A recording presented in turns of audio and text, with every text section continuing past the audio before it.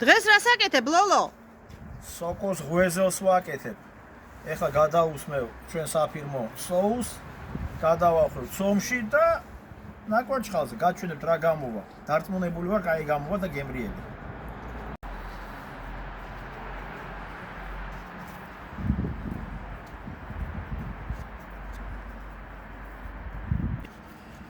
სოკო ვერ მოასწრო გამოწყობა ცომში და გადავწყვიტე ჯერ სოკო მოვამზადო და მერე ცომში გადავახვიო და ვნახოთ ეხლა როგორი გამოვა.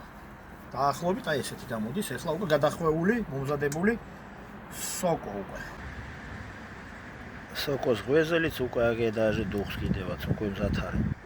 აი სოკოს ღვეზელიც მეორედ გაკეთებული, ანუ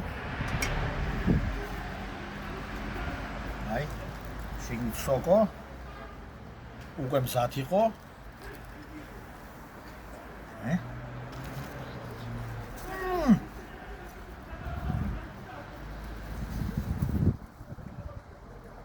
ძალიან გემრიელი, უბრალოდ ცხელია.